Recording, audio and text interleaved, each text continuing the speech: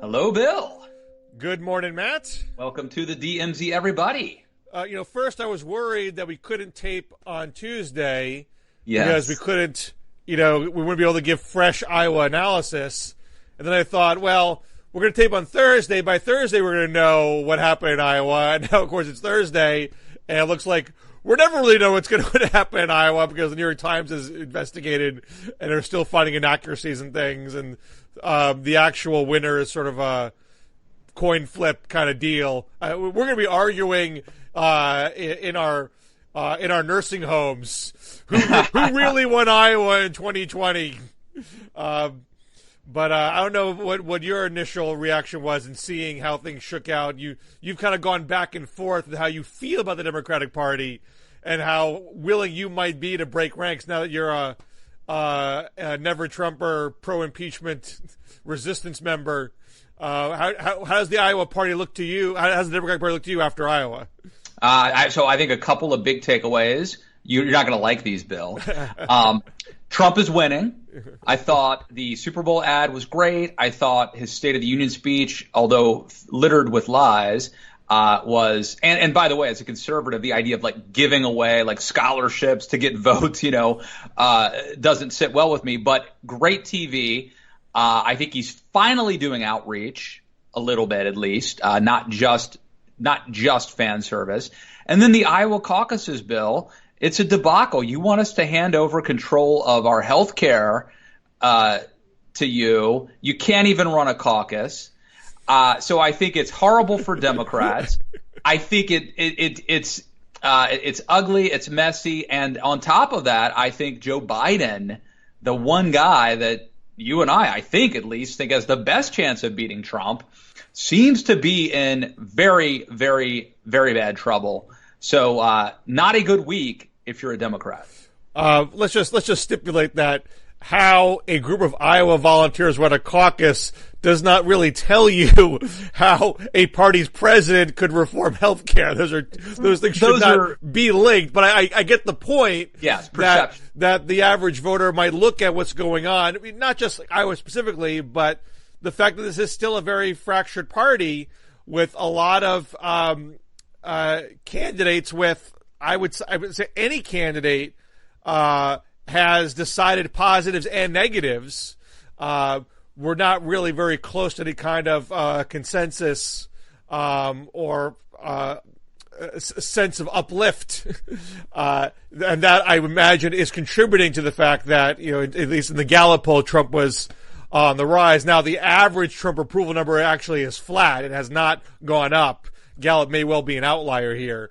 But it really feels, and Bill, I'm giving a speech next week in California, and so I'm putting together, and I've long felt like I could make a compelling argument that Trump cannot be beaten, and I could make a compelling argument that Trump cannot win. But as I'm putting this together, and the same realization hit me. I don't know if you remember, we had our last DMZ before the 2016 election, where I believe I made the argument that Trump could win, and that I didn't think he would, but as I recall, I was like, this could be very close. I'm starting to have the same thing where when I'm putting together these arguments and I'm looking at all the different data, it's looking good for Trump as of today, my friend. It's not looking. I've always argued that the way Trump wins is through Democratic disunity, and we are not close to Democratic unity at this stage of the game. Now, of course, it's the beginning. Unity might eventually occur, but when you can't have, this is the first time a Democratic winner will have won less than a quarter of the initial vote. Now, granted, it's a caucus. The metric is not supposed to be initial vote. It's supposed to be state delegate equivalents. I get that. So this is not something that you would asterisk this in record books, for example. But I went back and looked. The only person who has won a primary Sanders right now, we've almost 100% in, and he had 24.7% of the initial vote. and Buttigieg was a little over 21%, although after final alignment and where those precincts were situated, how they're translated state delegate equivalents, Buttigieg has a very, very tiny state delegate equivalent lead, although maybe that even might change when the final numbers come in. Who knows?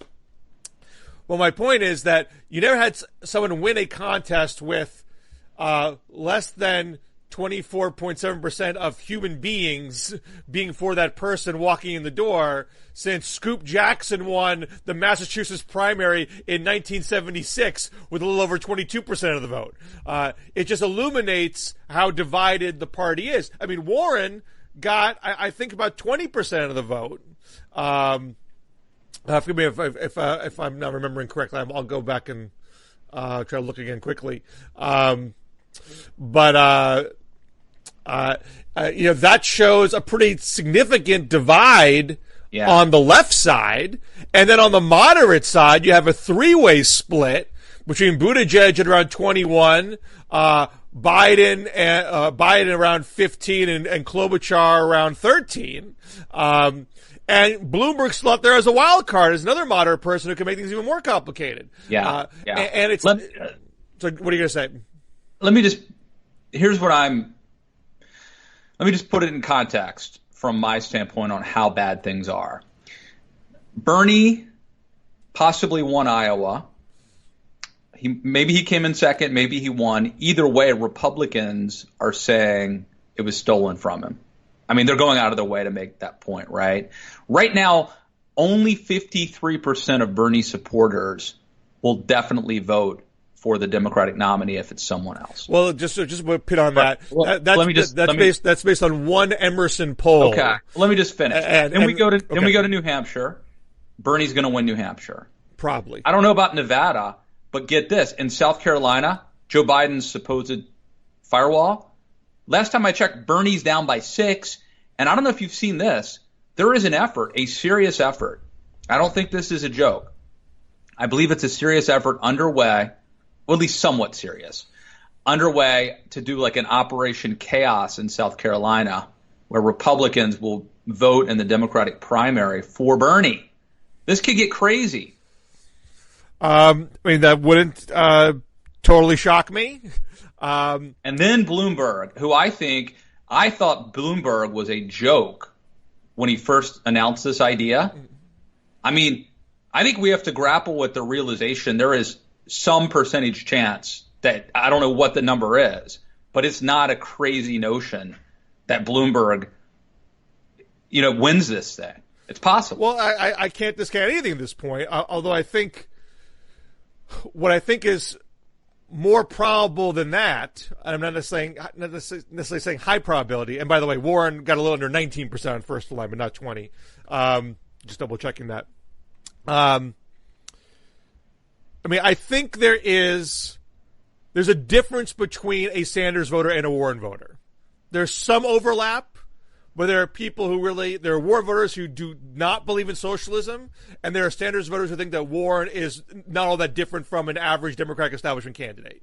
So you can't, it's not a given that if Sanders has the edge over Warren on the left, that he picks up the lion's share of what's left. And between Buttigieg and Biden Klobuchar, I mean, people thought that Biden dodged a bullet in Iowa at first because the results are murky, but it's very clear that that bullet has hit.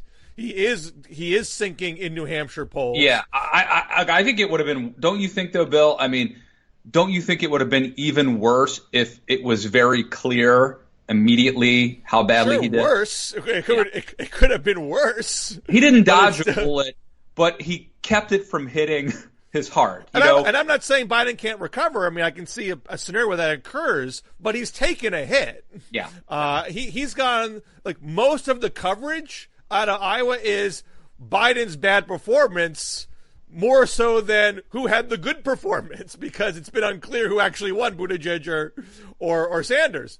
Although I think there's evidence that Buttigieg has gotten a rise in what New Hampshire polling we have seen. But I don't. I think you could make an argument that, ironically, that's good for Biden. Like, in other words, if Biden had to do as poorly as he did in Iowa, the worst thing that could happen for Biden would be for someone else to be able to get a bump and coalesce.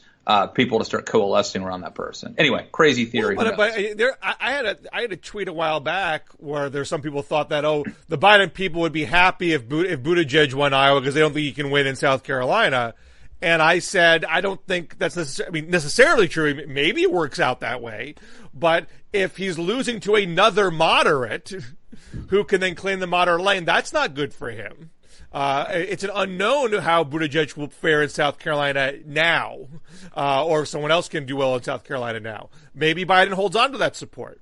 But the one argument why this might be okay for Biden is a Buttigieg moderate distinctly different than a Biden or Klobuchar moderate. The Biden and Klobuchar arguments are much more centered around experience. The Buttigieg moderate is inspired by youthful outsider energy.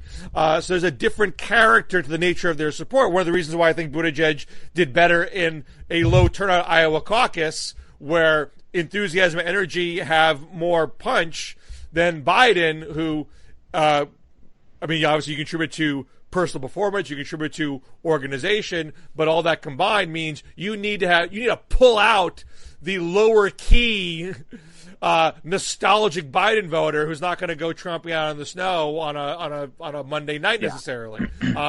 But does that voter remain in South Carolina for Biden? So since it's not a given that Buttigieg can claim the entirety of the moderate vote, it could still divide over the course of the next several contests, and then Bloomberg comes in. Now, let's say, for example, Biden and Klobuchar both tank. They both get below 15% in New Hampshire and Nevada and South Carolina. Then you might think Buttigieg would have the open moderate lane, but then here comes Bloomberg. So even in the best case scenario for Buttigieg, the Bloomberg wild card is out there, and he can play an experience card over Buttigieg. They're both mayors, but it's a mayor of an 8 million person city versus a 100,000 person city. And when you get into Super Tuesday, and Bloomberg can drop how many millions, tens of millions, whatever it takes, and his ads are good, and you can't go door to door on Super Tuesday. It's that's an air war situation. Right. And so, I think Bloomberg, as amazed as I am to say this, and if it becomes a stop Bernie, anybody but Bernie effort, which I think based on what I was talking about earlier, it very well could be Bloomberg versus Bernie. But again, I have a hard time seeing Bloomberg cleaning up the moderate lane. I mean, this guy has not gone through the vet at all.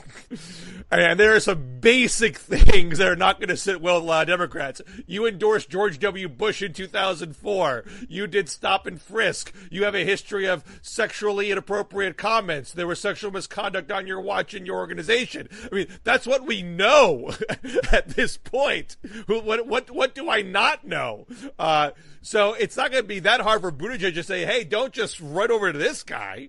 That to me are the ingredients of a contested convention, which is the kind of thing that always gets mused about, never actually happens. I mean, there are some structural reasons why it's hard to happen, because you have to clear 15% in a congressional district to earn any delegates at all, and usually a good number of people fall below that, or you're coming very close to that. It's hard to keep fundraising if you're at that point. Things dry up, and you have to quit.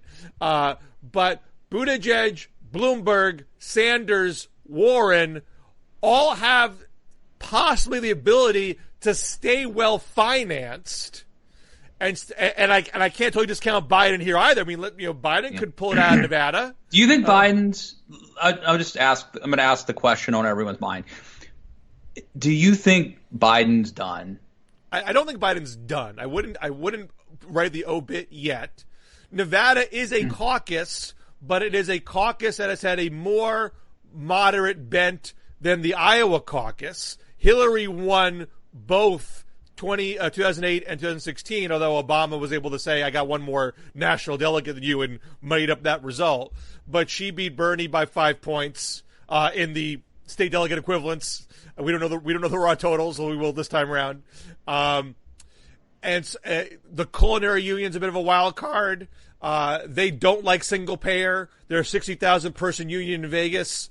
They endorsed Obama last time. They punted in 2016. Harry Reid indicated to the Times yesterday that they may not endorse this time, which I think would be weird because they had all the candidates come down and kiss their ring. And so if you're not going to endorse 2 times in a row, why will candidates come bother talking to you in the future? But they have an incentive to endorse a Stop Bernie candidate because they have an amazing health care plan. They don't want to give it up for single payer. Do they go with a Buttigieg? Do they go with Bernie, with Biden? That I don't know. Does Reid put his thumb on the scale in some way? He said he's not going to endorse.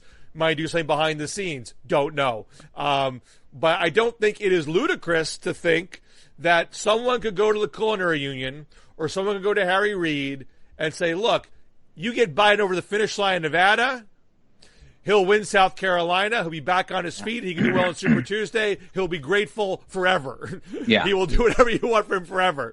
I'm not predicting that. I'm just saying it's a scenario that could happen because South Carolina still looks decent for him. I want to go back. You and Joe Trippi were on my podcast a couple of weeks ago debating your column that Iowa may be overrated. Iowa may not matter as much. When it became clear that there was this debacle in Iowa, I immediately tweeted Bill Scher was right. but if you think of it now, the news about Joe Biden, how do you feel about that column now? Well, I always argued. I never said Iowa does not matter at all. I never said that. The headline of the piece was Iowa will matter less than ever. And that may still be true, mind you. I mean, it's possible that neither Buttigieg or Sanders is the nominee at the end of all of this. We just can't say that yet. And my basic point was, even if the winner of Iowa becomes the nominee, it is not going to be because they just rock it out of Iowa and everything falls into place for them. It could be that Iowa. It could be we look back and say that Iowa dealt Joe Biden, who had been leading in the polls. Absolutely. And I've always said Iowa has been a winnower and will probably be a winnower. And so if it winnows out Biden and Klobuchar and maybe Warren, that doesn't surprise me in the least and is not negated by what I wrote about. I mean, what I wrote about was the candidates themselves were spending less time in Iowa than in years past because. But if your headline had been the candidates are spending less time in Iowa, nobody would have clicked on it, and we wouldn't have done a whole podcast. Well, you can thank my editors at Politico for that. It's not don't hate the player, hate the game, Bill. But the point is, the calendar, the DNC encouraged calendar, and the DNC debate rules, which get you on the debate stage through polling, not just in Iowa but other places, has made it so the candidates had to do other things, namely travel elsewhere and raise a lot of money to prepare for Super Tuesday and to boost their numbers in polling, that they couldn't just camp out in Iowa. Buttigieg was not in Iowa for the first half of January. Now, he spent a whole lot of time in the second half of January, and I think that obviously helped him. But he also had to go to Texas and Colorado to raise money so he could be prepared for what happens after Iowa. Right. And I would say that in hindsight, that was probably smart, because if Buttigieg had gone all in and bet all of his chips on Iowa, and then he didn't get the bump because of some stupid app. Well, even now, lots of people have gotten early bumps without having the money and the institutional resources to build on that. Bill Clinton lost 9 of the first 10 contests. Amazing. Iowa was ceded to Harkin, so you can kind of not count that. He was second to Paul Tsongas in New Hampshire. He spun it, calling himself the comeback kid before the results were in. But Tsongas got a good-sized bump. Now, Tsongas, it wasn't that good a bump. He lost Maine and South Dakota to Jerry Brown and Bob Kerrey. And then you go into this sort of mini Super Tuesday, which had 7 states. So forgive me. So I was actually Clinton lost 10 of the first 11 because Clinton won Georgia on that day, and that's it. But it was a bigger state. It was a southern state. It came in early, so we got a lot of early news coverage out of it. Tsongas won the most states that day, but a bunch of them were out west. And even at this point, Tsongas is not that well-financed a candidate, and then comes the real Super Tuesday with more southern states, and Tsongas is not prepared for it and is also not demographically suited for it.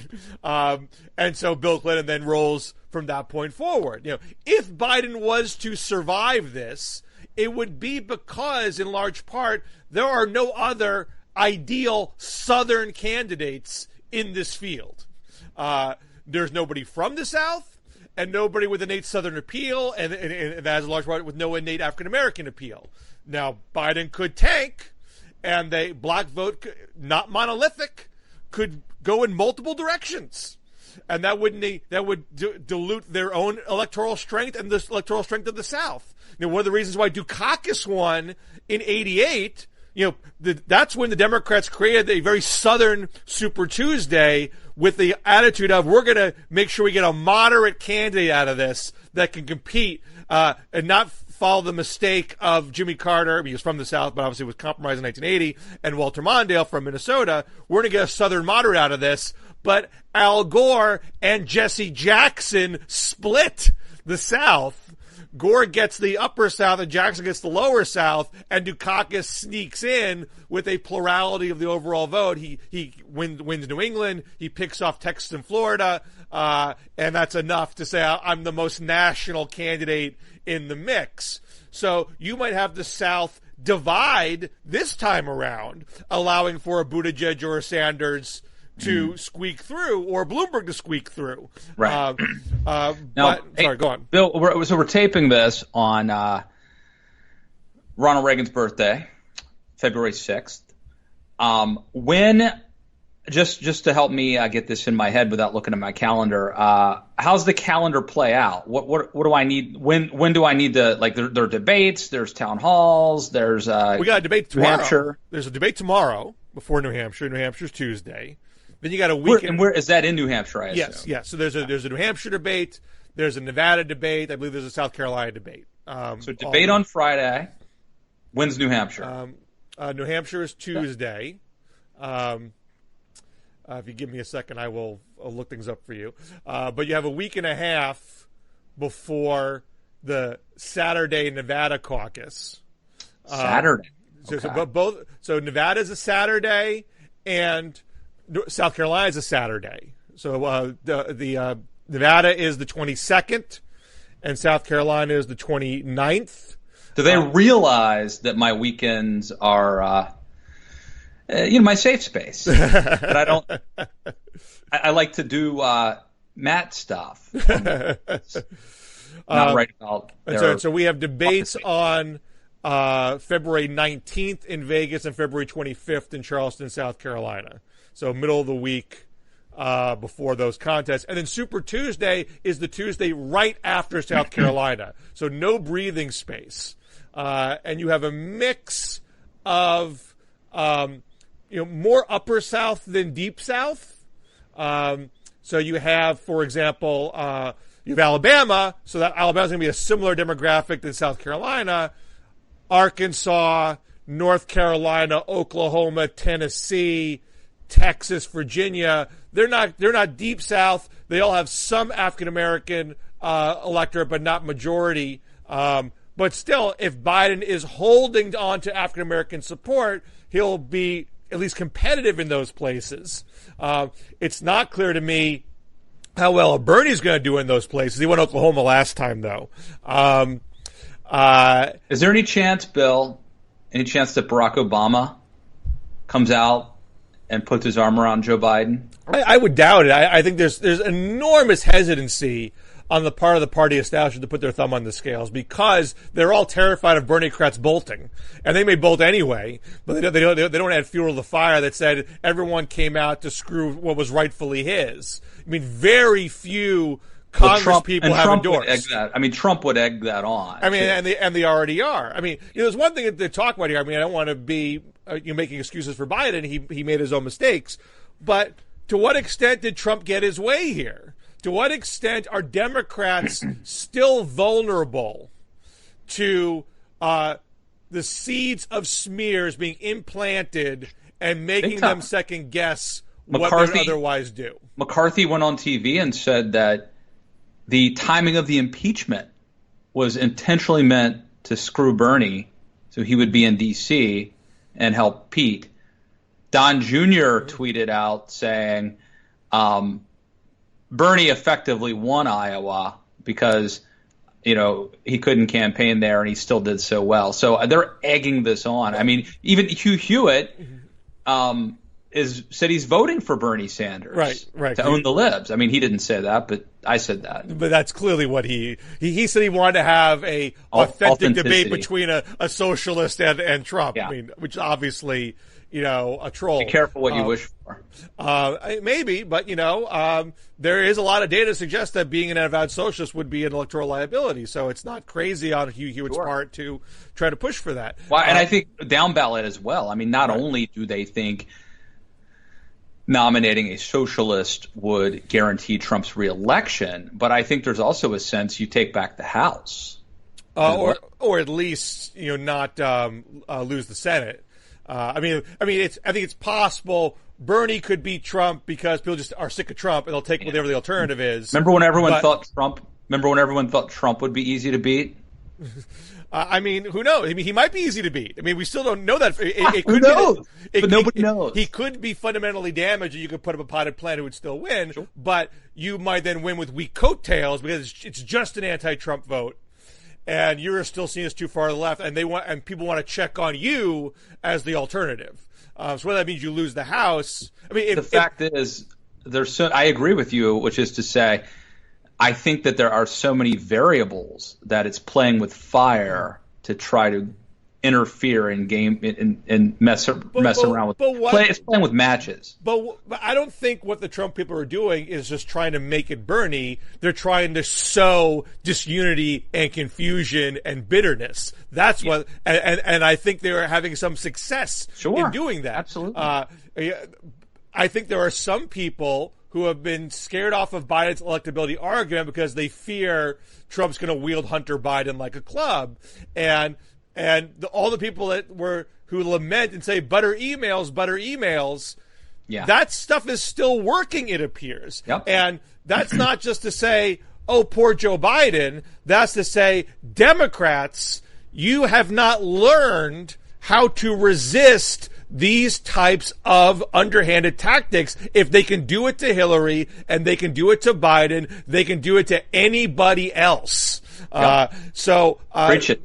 That's what hasn't been figured out. How do you just say, look, forget that stuff. I'm not going to let that affect. So I agree.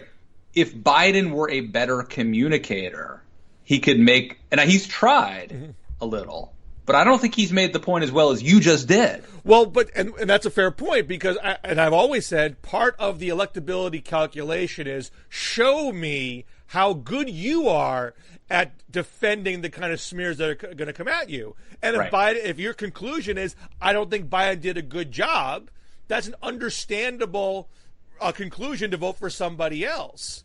But if you're simply reacting to, oh, this smear exists in the world, I'm more comfortable with Bernie or Buttigieg or Warren or Klobuchar, just you wait, because they're going to come for that person too, and you should hope they do it now so you see what happens and you can make an apples to apples comparison about how the candidates deal with these things. Right now, I don't think we have an apples to apples comparison because Biden's got it harder than everybody else. Yeah. It would be interesting to see what he says about Bernie, what he says about Buttigieg.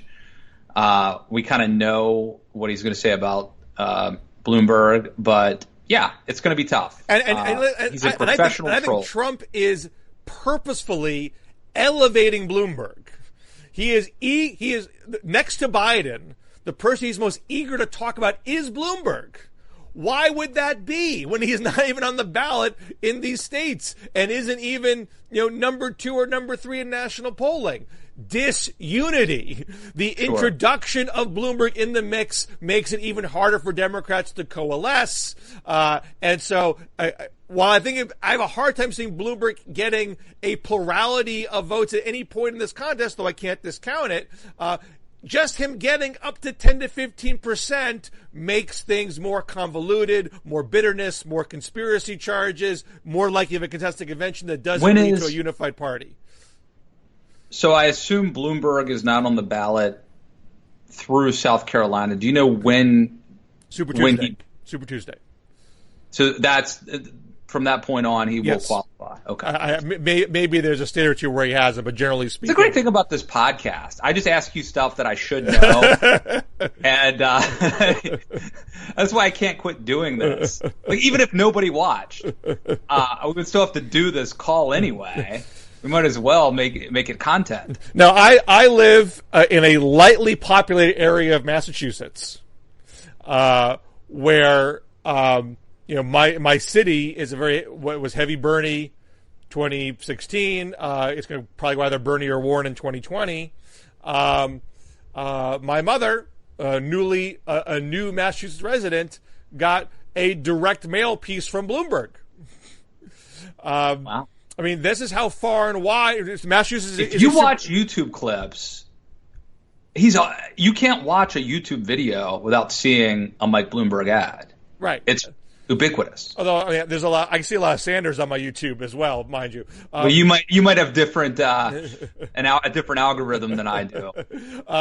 But Massachusetts is a Super Tuesday state. It's not one that Warren has locked, even though she is from here. I haven't seen a poll since October, and even then she was leading, but not by as much as you would expect someone from the state to be. So this is evidence that Bloomberg is planning to compete here amongst other significant states because he has the resources to compete everywhere, and it's not crazy. He could get 15 to 20 and get his share of delegates out of it, even if he doesn't win. I mean, I don't think Bloomberg is trying to win outright. He probably knows that is mathematically very challenging, but just getting your share of delegates puts you in contention at a contested convention. Do you mind if I plug some stuff? Sure. All right. So I've really tried to go counter-programming a little bit with the podcast. Last week I talked to Steve Young, the Hall of Fame quarterback for the 49ers. The first 10 or 15 minutes we previewed the Super Bowl, which I think is interesting, but now obsolete. But we really got into some cool stuff about his faith and about battles he had with dealing with anxiety, which I really didn't know much about until I was prepping to talk to him. So check that out on Matt Lewis in the News. And then, Bill, I think I teased this last week, but in about 42 minutes, I will be interviewing our friend Bill Scher, our friend Bill Butler. Right.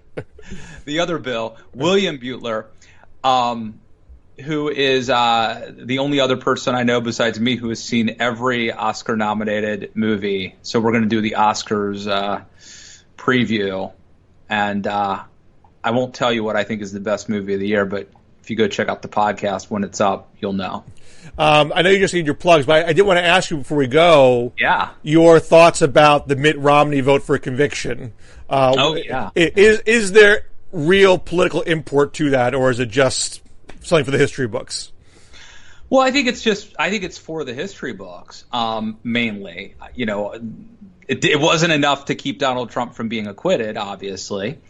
I think that from the history books, it's now not a partisan. You can't say it was just a partisan vote. Mm-hmm. I think that Mitt Romney goes down in history as a hero, as a man of character who I think did a very difficult thing. And I think as somebody who needs, I'll just say myself, I need some people to look up to. I need some examples of profiles in courage, that it's refreshing and uplifting to see somebody who did something that went against their own certainly their own short-term self-interest. So I think it was very important, but I think it's more important from a like spiritual legacy aspect than from a short-term political standpoint. Does it do anything to dull the victory lap that Trump would have liked to have taken from this? So this notion that Trump's done better in polling since this happened, which again I don't think is quite right. I think it's been stagnant when you look at the averages. If you thought the impeachment was going to sink Trump in the polls, you were wrong. I don't think we can quite say that has helped Trump immeasurably. But nevertheless, he's still at a place. He's still generally at his high water mark in the averages around 45, which is in theory good enough to win again, depending on where those votes are situated. But does this make it a little harder for Trump to completely spike the football? Because you have a prominent figure getting a lot of attention for saying, look, these charges were true. Use your common sense. That speech was so good. The speech that Romney gave, if you had a chance to see it, was so well written. Yeah. It laid out the case so logically. Mm-hmm. It was very compelling. Not that matters, but it was. Look, I think it probably it might matter to some extent. It might at least make you remind yourself, you know what? This is not what I want America to be. It's not what I want a president to be like. And Romney had a pretty Romney being a Russia hawk clearly influenced that. He was very focused on the fact that you screwed Ukraine. You screwed Ukraine to help yourself politically in behest to Russia, essentially. To what extent does having that be validated by a Republican help Democrats going forward? All right, can I just put a pin in that for 1 second? I don't want to dodge it. I want to come back to it. But I want to ask you a question because I'm sincerely interested. So yesterday I had coffee in D.C. with a pretty prominent Christian leader and some other folks. We bumped into a Republican congressman at this coffee who came over and talked to them. And I was around – my wife and I are both part of the conservative movement. Like I'm around a lot of Trump people, and some of them are people who didn't used to be Trump people, but now they are. Mm-hmm. And it has created that we've talked about what the challenges that this has done for me, like in terms of my identity and the dissonance and the grappling with it. Which has been a year, like for years, I've been kind of wrestling with this. My natural state is to want to root for the Republican, I'm just curious, like, do you ever, and this is not a criticism by any means. I mean, you're a liberal commentator. You're not here to provide conservative insight. That's my job. But do you run into people who are like, do you have this thing where you ever hang out with people who are like friends or whatever, but they're Trumpy supporters? The Trumpy supporters? Or they're Trump supporters, or like, do you ever interact with those folks? I don't have a raw interaction with Trump people. I know certain people in my community who are Trump voters, but I don't talk politics with them for the most part. So, I mean, I was just curious about it because, like, just as recently as yesterday, and this person and I had a heart-to-heart about, like the pros and cons of Trump. And his argument is like, I don't like what he tweets. I don't like what he says, but he's putting points on the board, talking about a culture, even like his rhetoric at the State of the Union was much better too. I mean, it was almost like a speech that Peggy Noonan wrote the speech, and then Stephen Miller broke in and put things about illegal aliens in. But if Trump had talked like that the whole time, which is a big if, but had Trump communicated like that instead of American carnage, I might even see him differently today. But anyway, to answer your question, I think this takes the shine off of Trump's victory lap by 5 or 10%. Like, I think it's not I know it's not a satisfying answer to you. No, I mean, that's why I'm curious. I I do think there's an impact. He could have completely spiked the football and talked about this being a hoax and a coup and yada, yada, yada. And even Mitt Romney, decide ultimately, they were saying the House vote, it was a bipartisan vote to not impeach because you had like 2 Democrats and one of them who flipped a Republican. And so they really wanted to say it was a bipartisan vote to acquit with Joe Manchin and Doug Jones and Kristen Sinema. Yeah, but that was plausible. I mean, it was plausible that Romney and Sinema and Doug Jones and Joe Manchin, that they could have all voted to acquit. And it could have been worse than it was if you like me believe that what Trump did was obviously impeachable. And you even have a good number of the acquitters saying what he did was terrible. But he's learned. But I'm sure he'll learn his lesson. I mean, Susan Collins, man. I mean, look, she's won more statewide elections than me, so perhaps maybe she'll win again. Maybe she knows her state. But I just think that she has played this so poorly. And I heard that she admitted that the notion that he learned his lesson was more of an aspirational statement or something. I think there's not just on this. I think there's so many things that she could have done to really burnish her reputation as a true moderate with influence. I mean, going back to Kavanaugh, she could have banded the other centrists together and forced Trump's hand and demanded he pick someone who was going to be a consensus choice. Instead, she goes up and says, "Oh, I have these concerns about Kavanaugh, but I'm sure he'll respect stare decisis when he gets there." Part of the story of how Trump does what Trump does is that you have people who enable him along the way. Right. And that's part of the story. Trump can't. Part of the reason he won't learn his lesson is he's never been held accountable because there's always been people like Collins who enable him. I mean, there used to be a time when people established their moderate reputations by breaking party ranks in strategically appropriate ways.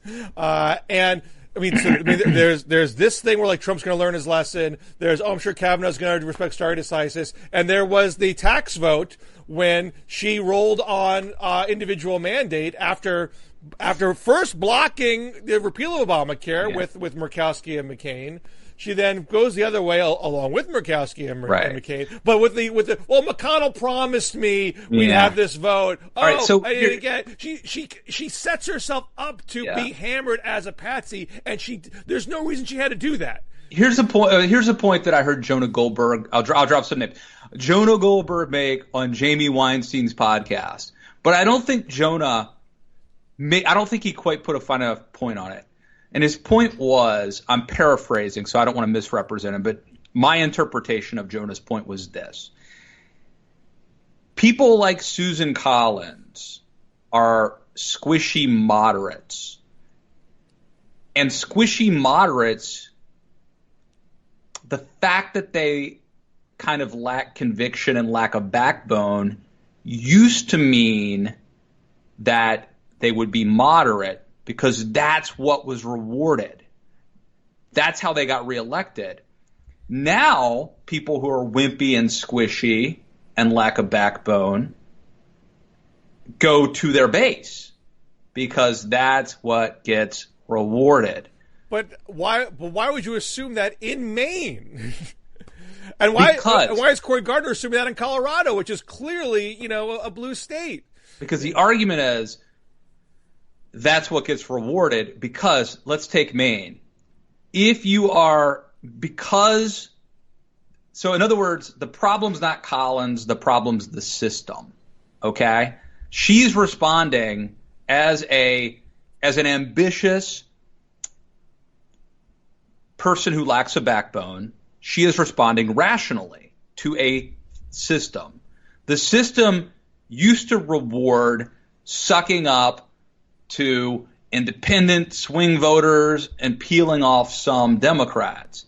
That's now impossible because of the polarization, right? So there's no scenario where Susan Collins is liberal enough to be better than a Democrat in Maine.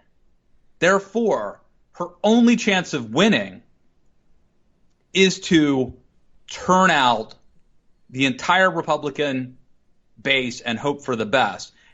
And some of that Republican base, even in Maine, is really Trumpy. I mean, I know that they're hardcore. I mean, there are Paul LePage Trump Republicans in Maine, but they are not the majority of Maine. You know, Trump won the up. Can't afford to lose them, though. I mean, I get that for primary purposes, but it does that for her. That does not wash for a general election. It is not that Trumpiest state by a long shot. I don't go to New England. You know, I won't go up there, Bill. I won't even come up for maple season or whatever you guys have. No. So you know the state better than I do. But my thesis is simply that people who are ambitious and lack a backbone are not necessarily stupid. They are responding to incentives. And that's why people like Kevin McCarthy, who used to be an establishment moderate, is now like a hardcore Trump supporter. I mean, but for almost everybody else, I get that with. I don't get it with Collins. But now there's the Tim Alberta argument. Tim Alberta, the Politico magazine journalist. I like him. Who basically said, look, and I'm paraphrasing, so apologies if I don't get this quite right. But he's basically saying, look, the incentive is to remain in the Republicans' good graces, win or lose. There's that too. That you don't want to be drummed out of, Republican society. If you do lose, you want to have lobbyist jobs or this was in regards to Lamar Alexander specifically. Right. Although even in Alberta's argument, which was specific to Alexander, I still don't fully get it because he's 80 years old. I mean, this guy doesn't need a job when he's done. He's just going to retire. Well, this is why I asked you earlier about if you knew Trump people, because I don't think people fully understand, like, this is part of my identity, and I have to be around all sorts of family and friends who are like, dude, what happened to you? Don't you get it? Right. Like, this guy's our guy, man. What are you talking about? Like, I can't get away. These are the people I love. These are people I can't avoid. I have to see them all the time. I mean, I had dinner with, I had lunch with my mom and one of her sisters last Saturday, and somehow I was talking about my job, and they were like, so do you feel pretty secure? And I said, well, I feel secure, but we're always like one crazy tweet away. Every one of us is one crazy tweet away from not having a job. And my aunt said, like Trump. In other words, she was saying Trump sends out these horrible, crazy tweets, which I agree with.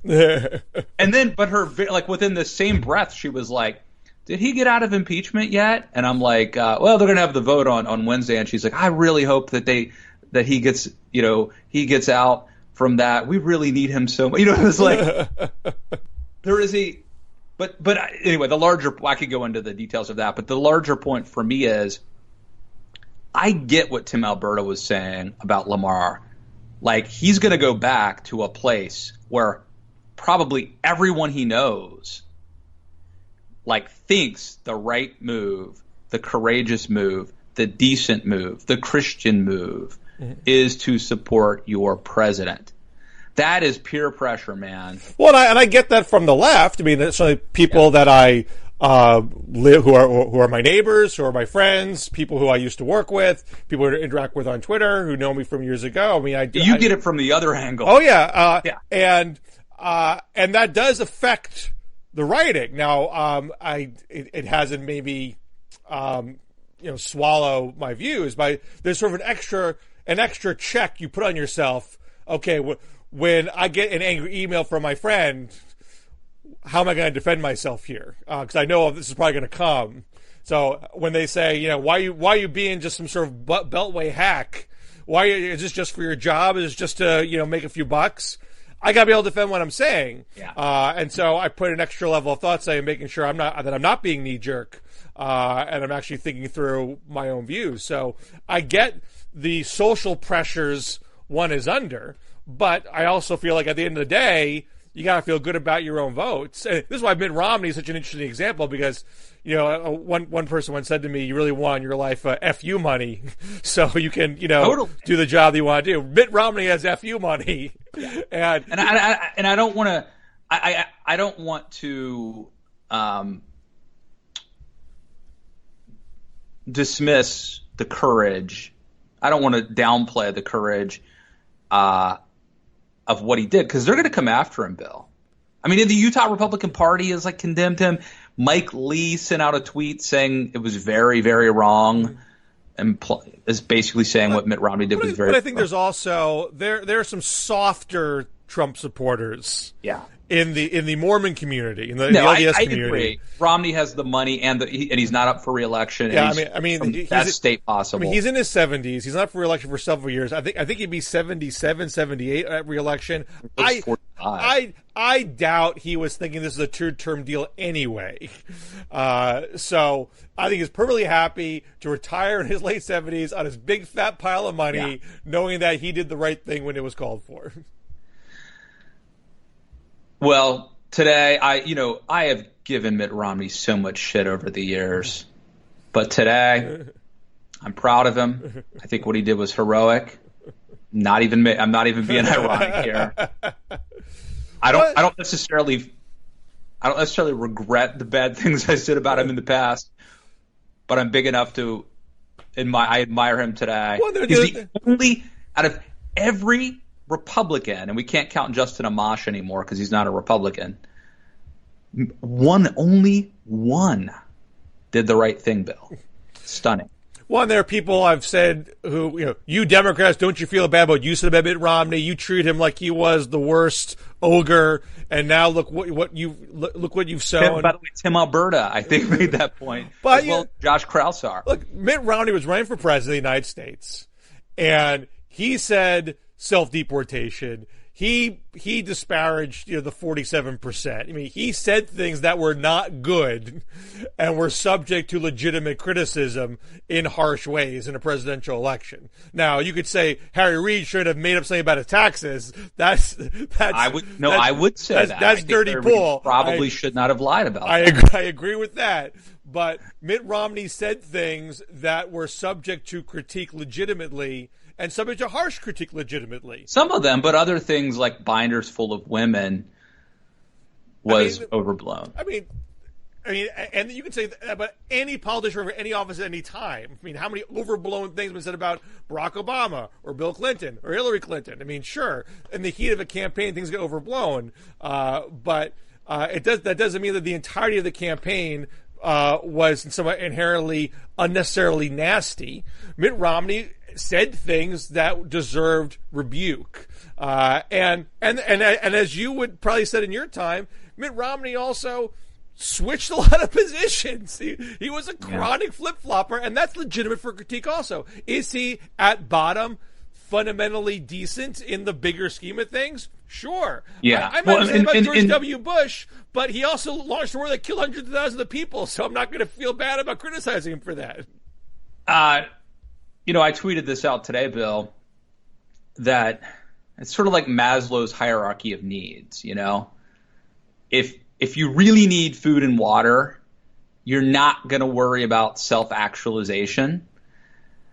Look, if I go back to the things I said, the harsh things I said about Mitt Romney in 2008, it's not that I was wrong about them, but I felt secure enough in the future of liberal democracy that I had the luxury of bitching about Mitt Romney being kind of dorky and maybe not having the perfect conservative philosophy.